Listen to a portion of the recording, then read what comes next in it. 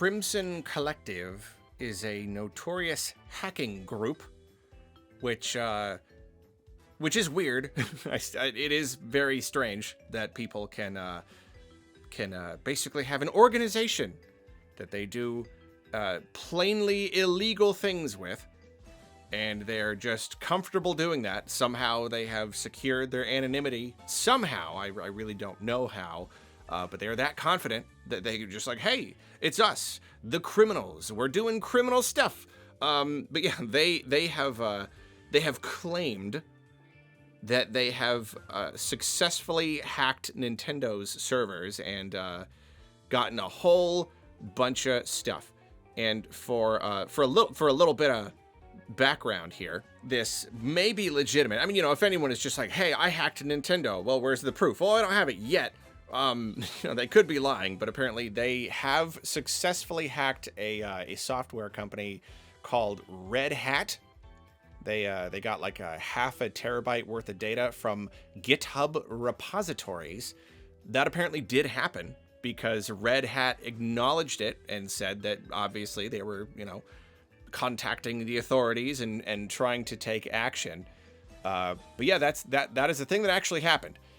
And so right now, Crimson Collective is claiming that they have hacked Nintendo. And again, they haven't necessarily posted proof yet. I think in order to prove this kind of thing, you would probably have to dig up some really some undeniable evidence. Usually when people make fake Nintendo stuff, like for rumors and whatnot, it's always like not really believable. They would have to dig up something that was like, oh, we can tell this is a Nintendo thing. We can tell that Nintendo made this. And like, look, there's all of these professional assets that have been made. Here's like actual gameplay of this game. So they haven't really done anything like that yet. So far, they've just posted a screenshot of a bunch of folders. And, the folders have names like Nintendo Topics, Infra, Test Assets, and Preview, Local Admin, Preview, just like a bunch of like assets and preview and admin stuff. Just like some background production stuff, nothing tied to any specific games or anything. So yeah, it could be fake, but it seems fairly likely that it is not fake. And their goal with these kinds of hacking efforts, it's extortion.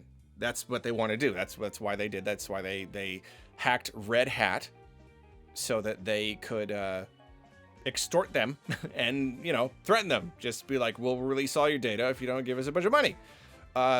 Which is hard because, like, why would they trust you? Even if you got what you wanted and a company gave you a bunch of money, well, like, you've still got their data.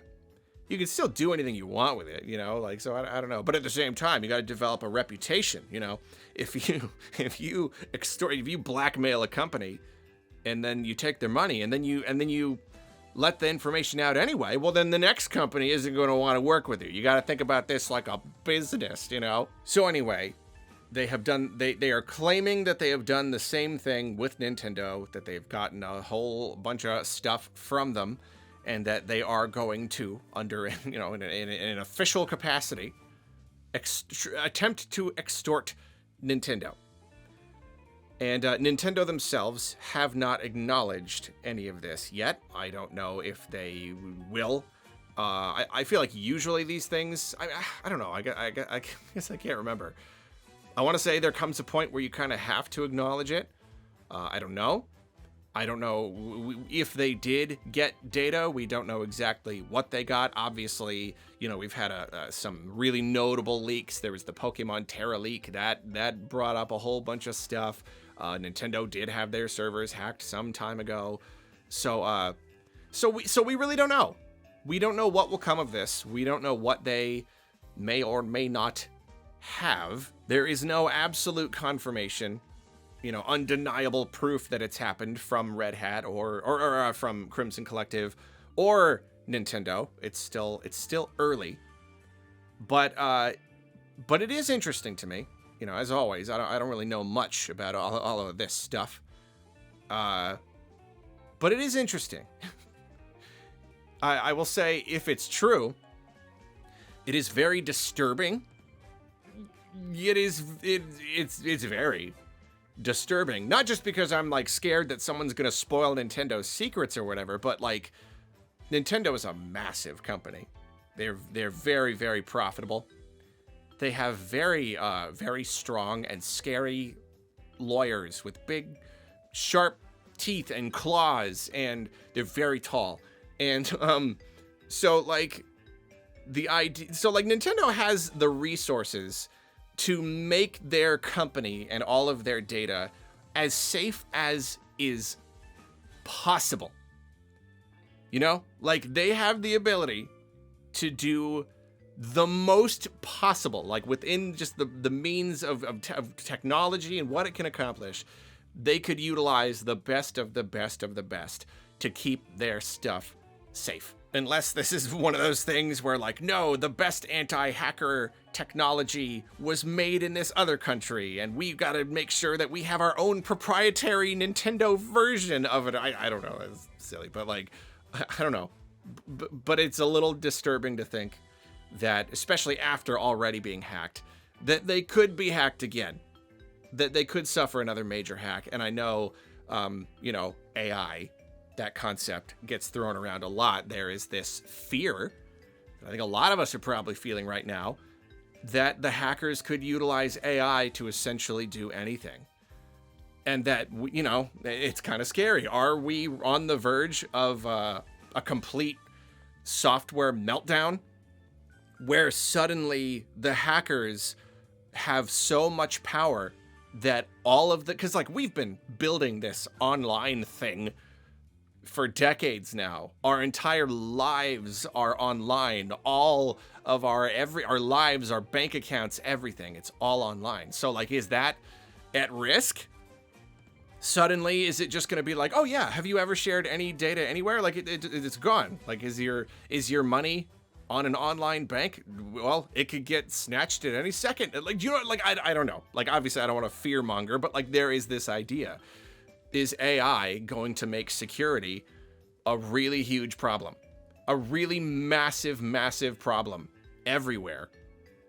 And, things like this, it doesn't really instill confidence within me. At the same time, will there come a time when they can use AI against them? Because, again, right here, you've got a group of people who are claiming to have done some. I mean, they have done, with the other company, with Red Hat, like they have done something extremely illegal. They have committed a great felony and have done so openly. They're being open about it, and they are just confident that because they're so, technically skilled, they can stay anonymous. They can somehow anonymize everything that they do, so that no one can track them. But then, could the authorities, in theory, use AI to find them?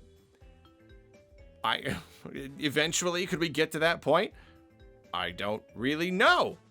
But they seem to be very confident that they can do something really illegally and publicly without fear of being caught.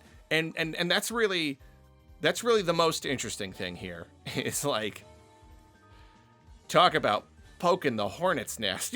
Like this isn't, again, Nintendo's lawyers, just like long fangs, blood dribbling out of it. Just like bloodshot eyes. They're big and they're scary.